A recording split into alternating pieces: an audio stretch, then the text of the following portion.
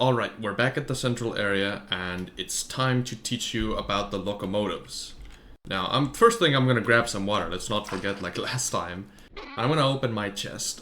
Here we've got a simple haulage engine. You can see the stats on screen, and you can see how to craft it. I don't think I need to show you that, you can craft stuff in the crafting game. So, I'm gonna start by showing you how to use these things. Let's go ahead and grab a few cards, and you know what, I get a feeling that this thing is just gonna be real useful, so let's just grab it too. Gonna grab this too, and this strange pole leaned against the wall is a linkage pole. It's a tool that we'll need for later. So let's find a little clearing, let's go, and we're gonna start by placing down the rails. As you can see, just like with the portable engines, you will be able to see a ghost preview of where you're gonna put the block, so you can just start putting stuff. And, we can do a little twisty part over here. We can even connect it over here and do a 3-way and a 4-way. And there you go. So we've got our curious railway thing here. We're also going to show you that they can go up and down. So if we put a few blocks like this, you can actually do this. And they do count as stairs with their hitbox, so you can just walk up them if you want. So let's go ahead and complete the loop. Make sure nothing derails. There you go. So we've made our first wagon way. Imagine this is like deep in a cave system, you just really want to explore it out, have a way to get your minerals back into your home base. Or maybe like one group of people is mining out, another one is building. You don't want to have somebody sending resources back and forth. So we've put down the haulage engine. Now I'm holding the carts, and as you can see, there's a little preview of where they're gonna end up. I'm just gonna put them down like this. See, here I can't because it's being blocked by this one over here. So I'm just gonna put them like this. Generally, they have a bit more space for it, but I guess in this case, I just didn't feel like it. And now, what happens if we try to ignite this engine? Well, as you can see, you can click it. It's just like a regular engine. It's going to try to escape from us, and it's going to leave behind the flatbeds because they're not connected. In order to connect them, you need the linkage pole. Now, as soon as you grab the linkage pole, you're going to notice that there's a highlight in each of these cards. Each one of them is like a different color. This is because they're each currently a different convoy. So what we're going to do is we're going to first click on our engine. Now we're going to click on one of the wagons, and now it's connected. We're going to click here. We're going to click this one too. We're also going to click this one. And as you can see, now they're all connected. There's a there's a little link connecting them, and they're all the same color. Perfect. We've got it.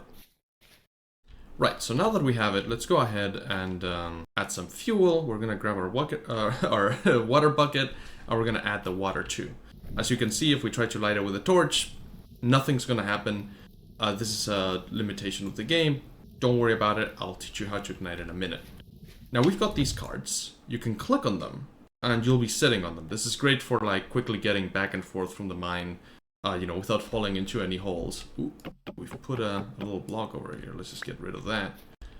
But you can also put chests, whether it's a reed chest or a wooden chest, or it can be a vessel. So as you can see, we've now put down a vessel, and we can store stuff in it. We can put our little lantern in here. This is the main appeal of the minecarts, of the haulage engines. They're not very fast.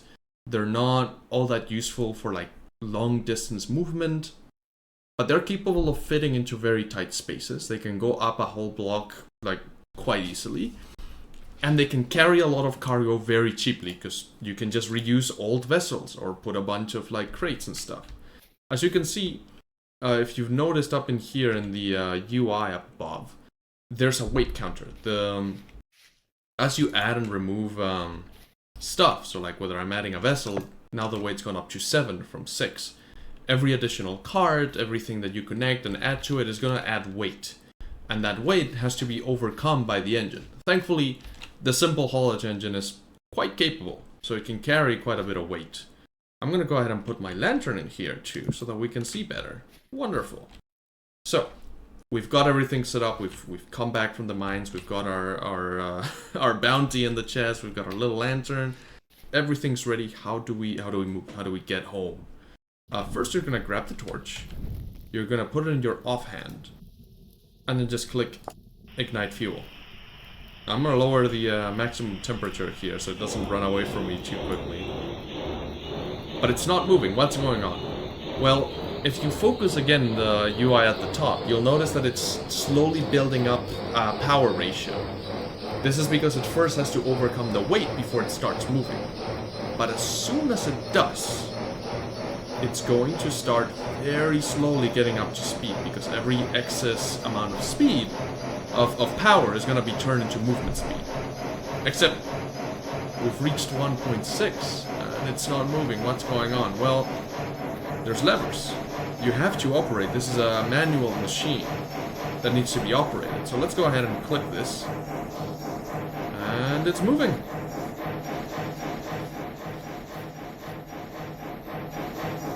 How excellent. So now we've got a little locomotive moving around. But let's say we actually want to control where it goes. We want to make it move faster. How do we do that? Well, probably we want to sit at the front, so we're just going to click on it. It's escaping me again. Let's see. There you go. Now this is quite a tight space. I'm going to stop it. And on top of clicking on it... Oops. Yeah.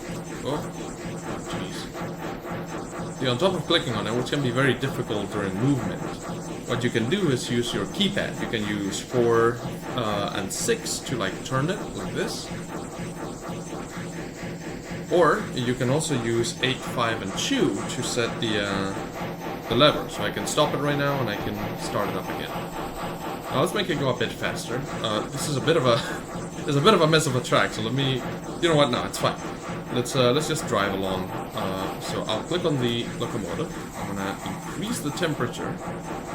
But we're not gonna get that much faster, since this only goes up to 800 with this fuel. But this locomotive can get a lot faster if it has a higher tier fuel. Let's go ahead and turn in this direction. There you go. We're gonna keep there. Perfect. We're gonna stay there, and now we're gonna go in the other direction. Now in the other. Perfect. How very great.